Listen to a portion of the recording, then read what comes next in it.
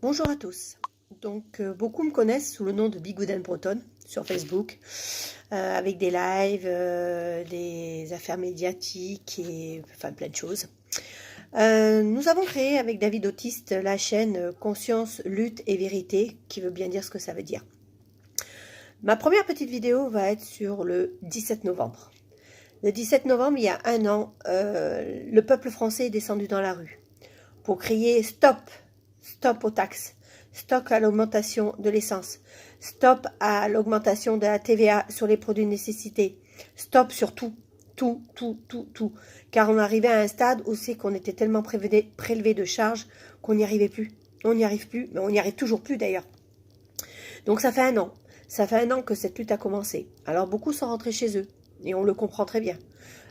Parce qu'ils ont eu peur, parce qu'ils ont été matraqués, ils ont été tirés dessus. Et on peut le comprendre. On peut le comprendre qu'une lutte d'un an et être toujours dans la rue est très compliqué, très fatigant. Aujourd'hui, cet appel est sur les un an. Ça fait un an. Alors oui, on a eu des baisses sur nos bulletins de salaire, sur des prélèvements de charges de la sécurité sociale, des ACDIC. Mais en fin de compte, on se rend compte qu'au bout d'un an, ils nous ont autorisé ce genre de prélèvement qu'ils ont enlevé en moins sur nos bulletins de salaire, qui nous a fait un petit plus, allez, de 20 € par mois, hein, sur nos petits bulletins de salaire, pour entendre en fin de compte que ils baissent les allocations du chômage. Ils vont baisser les remboursements de la sécu, le quota des remboursements de la sécurité sociale, parce que le manque de cet argent qu'ils n'ont pu prélever sur nos bulletins de salaire, il va falloir trouver l'argent ailleurs. Donc, étant donné que le gouvernement ne complétera pas l'absence de cet argent, et donc c'est nous systématiquement qui allons le compléter en nous prélevant encore sur des choses du quotidien. Donc on va se retrouver dans des histoires qui font que, voilà, encore des histoires qui vont faire qu'on va se retrouver encore avec moins d'argent, hein, puisque si on a moins de remboursement, va falloir qu'on paye. Donc voilà. Donc ça veut dire aussi que les mutuelles complémentaires vont être augmentées si on nous baisse le remboursement des sécurités sociales. Ça veut dire que le chômage, les gens qui se retrouvent au chômage parce que les patrons ont trouvé qu'on était trop vieux et qu'il faut qu'on prenne la porte, donc ils nous le font de savoir avec soi-disant rupture de contrat conventionnel avec accord à l'amiable. Et en vérité, quand vous descendez dans le bureau, on vous dit écoute, si tu prends pas la porte, on te vire pour faute grave. Ce genre de choses, donc voilà, donc vous allez vous retrouver au chômage, alors vous n'avez rien demandé et puis vous n'aurez rien, puisque on baisse le montant des cotisations. Donc, toutes ces petites choses qui vont de part en part. Alors oui, il y en a qui ont ce qu'on appelle le citoyen moyen, qui arrive encore même, en ayant des mois très difficiles, arrive encore à avoir un petit peu le jour. J'ai bien dit un petit peu, parce que moi je fais partie des citoyens moyens et je ne vois plus le jour depuis plus d'un an. Voilà. Donc oui, on va se battre, on va dire on continue à lutter. Après, on a les gens qui sont fatalistes en disant on a mis des gens au pouvoir, c'est qu'ils doivent savoir ce qu'ils font. Non. Comme on dit, l'erreur est humaine. C'est pas parce qu'ils ont fait l'ENA, c'est pas parce qu'on pense que c'est les politiciens qui savent tout. Non. Ils savent pas tout. Ils savent pas tout parce que ce sont des gens qui sont conditionnés et qui vivent dans un milieu complètement à part et qui ne savent pas ce qui se passe vraiment sur le terrain. Ils ne savent pas la détresse des gens. Ils n'ont pas le montant des salaires que nous avons. Ils n'ont pas les factures que nous avons. Ils n'ont pas, c'est pas eux qui vont faire les courses, hein. Ils ont, les trois quarts du temps, ils ont des personnes qui font les courses pour eux. Ils n'ont pas ça. C'est facile pour eux d'aller sur Internet, commander un drive ou se faire livrer à la maison et faire la carte bleue sans savoir. Des fois, ils ont tous des cartes automatiques, machin truc. Ils voient pas tout ça. Ils voient pas ça. C'est pas eux qui font le caddie en train de regarder. Tiens, je vais prendre de la viande. Ah ouais, non, la viande 23 € le kilo. Bon, on va peut-être attendre. Hein, on va peut-être prendre des tranches de jambon à la place. Hein, ou le paquet de pâtes en disant je vais prendre le premier prix parce que le deuxième prix il est trop cher, ou le kilo de tomates qui est à 3 € et quelques le kilo. Alors on s'est dit au lieu de prendre 4 tomates j'en prends qu'une. Tout ce genre de petits détails qui ça à bout et là mais je dirais, mesdames et messieurs, c'est plus une question de dire de gilets jaunes ou quoi que ce soit, parce qu'on on nous a tellement, les gens qui sont gilets jaunes, qui sont dans la rue, on les a tellement stigmatisés par les médias qui sont corrompus et qui font une image mauvaise de nous, à l'heure actuelle. Non, on est dans la rue parce qu'il y a plein de choses qui vont pas. Et là, à l'heure actuelle, il faut pas rester fataliste parce qu'on a des enfants derrière, nos enfants. Moi, j'ai une fille de 15 ans et j'ai pas envie qu'à la fin de ses études, elle me dise, maman, j'ai pas de travail. Alors, c'est pas une question de faire de hautes études parce qu'à les entendre, il faut que tout le monde fasse de hautes études. Mais si on fait des hautes études, hein, il faut comment pour gagner leur vie? Parce que les ouvriers, s'il y en a plus, hein, eh ben, ils vont pas avoir de travail, hein. Parce que sans ouvriers, sans les petits, il n'y a pas de gros. Parce que c'est qui remplit le porte-monnaie des gros? C'est les petits. Mais les petits, quand ils n'arrivent plus à vivre, quand ils n'arrivent plus à avancer, ben ils arrêtent. Et quand ils arrêtent, les gros, il n'y a plus d'argent pour eux non plus. Donc voilà, et nos enfants, ils peuvent faire des études que vous voulez ou pas, ils auront le même problème qui se pose à l'heure actuelle. Il y en a qui sortent avec des bacs plus 5, plus 6 et qui se retrouvent sans travail. Pourquoi? Parce qu'ils ont trop de diplômes, que les employeurs ne veulent plus les embaucher en mis au SMIC. Il faut être réaliste. Maintenant, tous les employeurs nous embauchent au SMIC, quel que soit le diplôme que vous avez. Et qu'on se retrouve avec des gens au chômage, on se retrouve avec des gens avec bourré diplômes qui partent à l'étranger parce que chez nous il n'y a pas de boulot, parce que les employeurs ne veulent pas payer. Quand on voit toutes les lois qui détruisent au fur et à mesure nos petites entreprises, parce que toutes les lois font pour détruire nos petites entreprises. Quand il a fait la prime Macron pour Noël, c'est qui a touché la prime? C'est que les grosses entreprises qui ont pu donner cette prime aux employés. Mais nous, les petites infrastructures, les petits employés, ceux qui ont des 12, 13 employés ou 3 ou 4, nos patrons, ils peuvent pas nous mettre une prime. Ils ont déjà du mal à payer nos salaires. Donc c'est tout. C'est plus, je pense que tout le monde doit avoir une conscience à l'heure actuelle. C'est plus une question d'être fataliste en disant le gouvernement c'est ce qu'il fait. C'est pas de dire le gouvernement fait son mea culpa. Il faut que tout le monde soit réaliste, que les gens qui nous gouvernent à l'heure actuelle sont complètement déconnectés de la réalité de la vie. Déconnectés de la réalité de la vie quand vous voyez qu'ils veulent mettre nos retraites à la bourse quelque part, puisque ça va être au point. Donc en fonction du prix du point, vous partirez avec la retraite, avec une bonne retraite peut-être, quand vous pourrez partir qu'avec 1000 euros. Mais à l'heure actuelle, à 1000 euros, on ne vit pas. On nous demande de vivre avec 1000 euros, de payer un loyer, des mutuelles, des assurances, la bouffe, l'essence, les gardes d'enfants, l'électricité, l'eau, excusez-moi, mais un loyer déjà minimum c'est 500 euros, hein, donc il reste plus que 500 euros. Mutuelle complémentaire, si vous n'avez pas celle de l'employeur, il faut compter quoi? 150 à peu près, hein, vu le nombre dans la famille que vous êtes. L'électricité, vu ce que vous avez comme électricité, c'est 50 à 60 euros, facile. L'essence, avec l'augmentation, on est bien pour aller travailler au moins à 300, 400 euros. Alors ceux qui prennent les transports en commun, 70 euros la carte, hein, d'accord, par mois. La liste est longue, la liste est très longue. Donc, comment peut-on continuer à vivre en faisant autant de taxes, autant de TVA, autant d'augmentation? Alors, on va me dire, oui, mais il y a la dette, la fameuse dette. Ah, je vais faire un résumé en 2 fois, en vite fait moment. La dette. La dette française. On a vendu plein de choses de la France.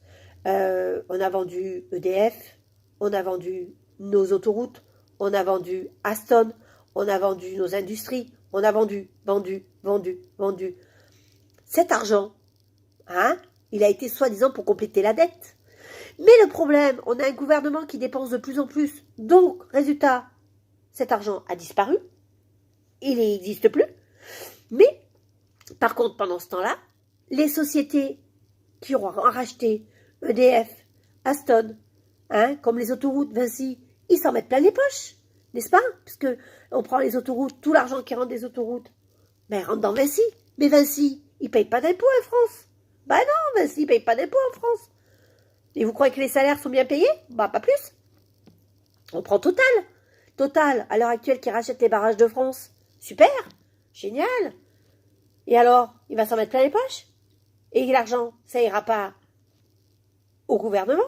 Et Total ne paye pas d'impôts en France. Alors, comment peut-on continuer à vendre les choses? C'est pareil, ils veulent vendre les hôpitaux. Ils veulent vendre tous nos hôpitaux, les faire privés. Super, ouais, génial. Quand on voit déjà dans l'état où sont nos hôpitaux, nos infirmières, les salaires de misère qu'elles ont, les heures qu'elles font, on va aller chercher des infirmières, des médecins à l'étranger, parce que nous, soi-disant, les doses sont trop chères, hein. Mais ils sont trop chers de quoi? Une infirmière qui touche entre 1200 et 1400 euros, elle fait comment pour vivre? Une fois que pareil, qu'elle a payé son loyer, ses charges, sa garde-nounou, son machin, son truc. Hein? Si il lui reste de quoi manger, il faut être réaliste. À l'heure actuelle, un caddie normal, juste le strict minimum pour manger, c'est 150 € la semaine. On fait comment? On peut plus manger non plus. Voilà, et c'est toutes ces choses-là. C'est comme l'éducation nationale. C'est pareil. Tu sais que pourtant, je suis la première à critiquer la fonction publique. Voilà. Mais là, je dois l'avouer, c'est pareil. Les professeurs, on leur met 35, 36, 37 personnes, 37 gamins dans les classes parce qu'ils veulent pas créer d'emploi. Les gamins, ils sont entassés dans les classes. Les gamins, les 3 quarts du temps, ils suivent pas. Donc, si tu suis pas, on te dit que t'es nul. T'es un bon à rien. T'es ci, t'es là. Comment voulez-vous qu'on arrive à faire des enfants avec une bonne éducation, hein, avec un bon savoir, apprendre, avoir quelque chose entre les mains pour avoir un bon métier entre les mains pour plus tard, en ayant des élèves à 35 dans la salle? Comment voulez-vous que les professeurs s'en occupent? C'est pas possible. C'est pas possible. Et nos pompiers, on prend nos pompiers. Alors, je prends pas que les pompiers, hein. Je prends aussi tous nos secouristes. On fait quoi pour nos secouristes? On restreint budget, budget, budget, budget, budget, budget, budget. Résultat, les mecs, ils travaillent avec des appareils défectueux. On l'a bien vu, hein. On prend la CSM, hein, nos sauveteurs en mer, ceux qui sont morts, hein. On prend nos Canadaires qui se sont écrasés. Il est mort, hein. Nos pompiers, hein, tous les jours au quotidien qui risquent leur vie. Il y en a combien qui sont décédés? Il y en a combien qui meurent de maladie parce qu'on les envoie sur le terrain sans aucune protection, hein, comme à Rouen, hein, l'usine. Tous ceux qui ont des problèmes de santé, qu'on est en train d'étouffer l'affaire des pompiers. On fait quoi pour eux, hein? Ou quand ils vont dans des endroits où ils se font canasser, qu'on leur tend des pièges. On fait quoi pour eux? On réduit les budgets, et on réduit les budgets, et on réduit les budgets. Donc en fin de compte, on fait quoi? On est en train de détruire notre service public, on est en train de détruire nos retraites, on est en train de détruire notre sécurité sociale, on est en train de détruire la CAF, on est en train de détruire les ACDIC, tous ces avantages, hein, que nos parents se sont battus pour les avoir. Le gouvernement est en train de les réduire au fur et à mesure. Pour faire quoi? Un P1 américanisé? C'est ça qu'on veut? Tous ces acquis pour lesquels on s'est battu sont en train de disparaître petit à petit peu.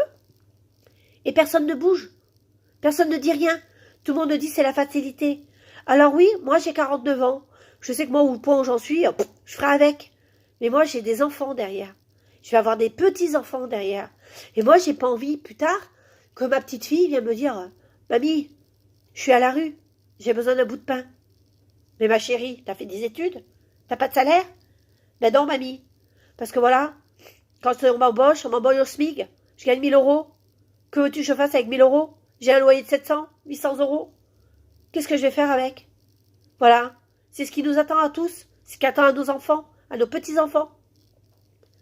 Parce que c'est pareil, l'histoire des loyers. Pourquoi on laisse libre choix aux propriétaires des loyers? Pourquoi on ne fait pas un plafond au niveau des loyers?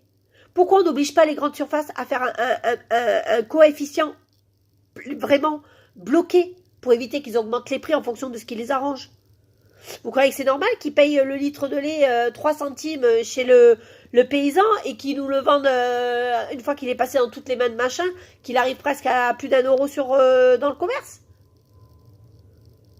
Et nos paysans, il n'y a plus de paysans en France.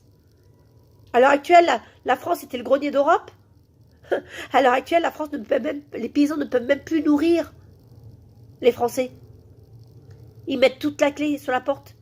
Ils sont en faillite. À cause de quoi? Les normes européennes. Mais allez dans les pays d'Europe, vous allez voir le nombre de pays qui respectent les normes européennes. Il n'y en a aucun. On doit être 4 pays à respecter les normes européennes.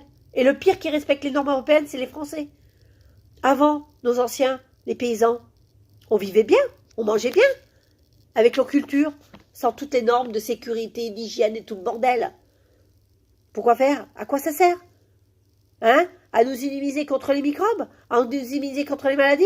Ah bah on le voit vachement, hein. Bah on le voit vachement, hein. Super, on est tous avec des cancers, des machins et des trucs. Donc on peut pas éviter les maladies des uns et des autres. Ça, il faut être réaliste. Alors on nous bombarde de méthodes de convention, d'Europe et tout le reste pour des choses qui ne servent strictement à rien, sauf d'en mettre plein les poches toujours aux mêmes. Aux gros, aux riches, voilà. Aux gros machins qui vendent les gros appareils pour le cultivateur. Vous croyez que c'est normal qu'à l'heure actuelle, un paysan est obligé de mettre des machines? Parce que s'il prend des employés pour faire des récoltes, hein, ça lui coûte plus cher, hein, de faire travailler quelqu'un que d'avoir une machine. Tout ça, pourquoi? Parce qu'on va avoir des hélicoptères qui vont surplomber le champ, compter le nombre de personnes qui est dans le champ, pour vérifier s'il n'y en a pas un en trop qui n'a pas déclaré. Voilà où on en est. Avant, il y avait les gens qui étaient déclarés, il y en a qui faisaient un peu de blague, hein, et l'argent rentrait quand même dans les caisses. On n'a jamais eu de soucis. Pourquoi vouloir tout contrôler? Pourquoi vouloir absolument toujours tout contrôler? Pourquoi ils veulent absolument enlever le liquide? Pourquoi on n'aura plus le droit au liquide? Pourquoi ils veulent l'enlever d'après vous? Ben c'est pareil, pour nous contrôler. Donc enlever le liquide, ça veut dire plus de marché, hein? Ça veut dire plus moyen d'aller acheter un truc d'occasion, parce que c'est pareil, ils veulent contrôler eBay, ils veulent contrôler le Bon Coin. Pourquoi? Parce que ça, c'est de l'argent qui rentre, hein?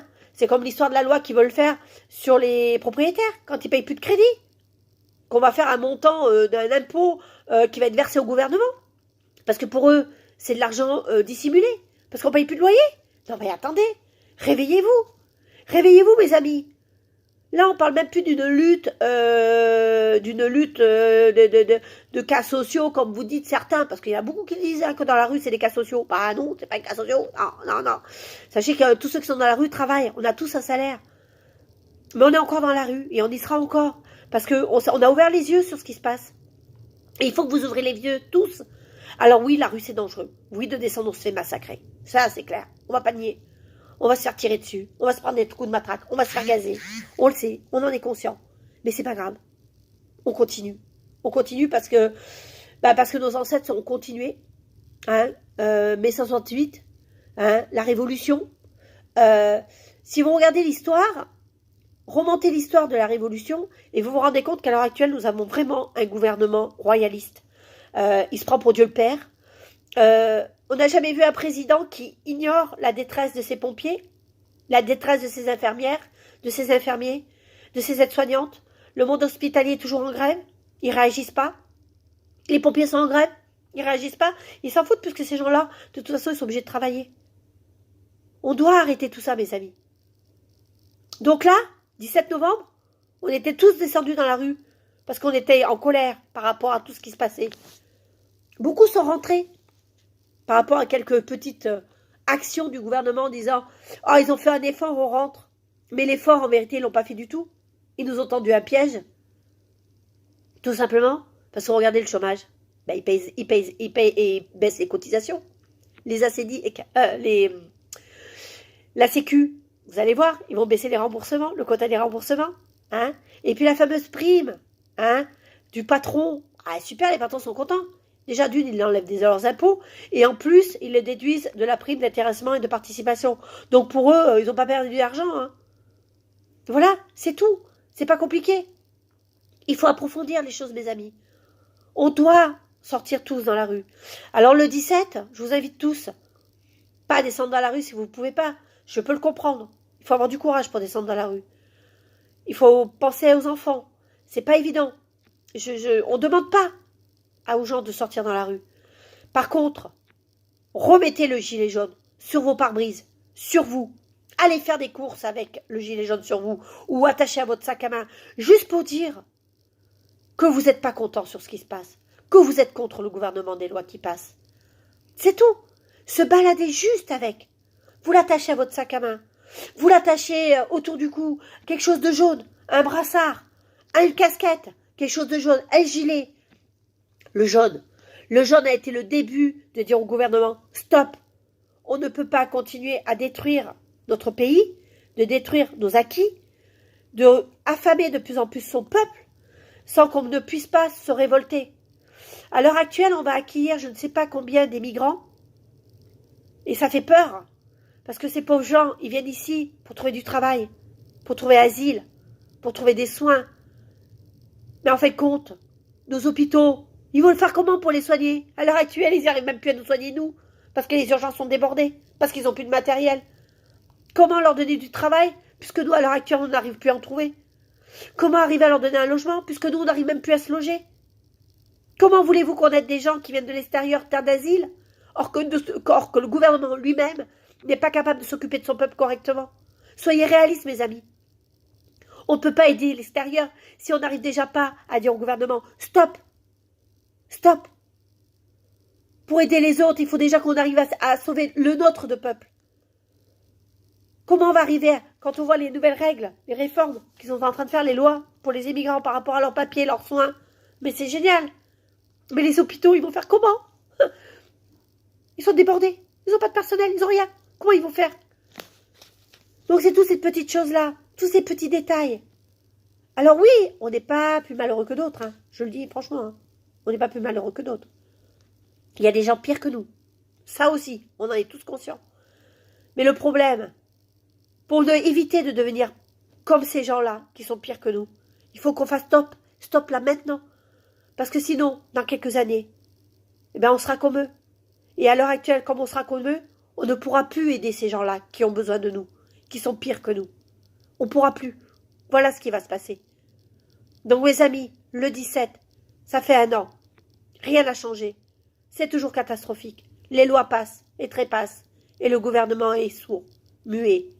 Il n'entend rien. Alors sortez dans la rue. Ou alors mettez un gilet. Remettez le gilet jaune sur vos pare-brises, sur votre bras, sur votre sac à main, autour du cou, sur vous, pour aller travailler, pour aller faire les courses. Ou que vous roulez. Dites stop. Et sinon, ben venez tous à Paris. Samedi et dimanche, on y sera. Comme toujours, dans la rue. On ne peut pas continuer comme ça. Pour aider les autres, il faut déjà qu'on arrive à s'aider nous-mêmes. Et notre pays est en train de sombrer. Sombrer tellement bas qu'il y a des gens qui n'arrivent même pas à le voir. Et on ne pourra pas aider les gens d'ailleurs qui ont vraiment besoin de nous, parce que nous, on aura sombré. Sur ce, mes amis, je vous souhaite toute une bonne journée. Je vous dis tous à bientôt. Et il est temps de dire stop. Ouvrez les yeux, s'il vous plaît. Ouvrez les yeux. N'écoutez pas la télévision. Les médias sont corrompus. Regardez sur les services sociaux. Tapez sur Google. Faites des recherches. Vous allez voir, les réseaux sociaux, tout vous est dit. S'il vous plaît, ouvrez les yeux. Il est temps. Sur ce, bonne journée. Au revoir.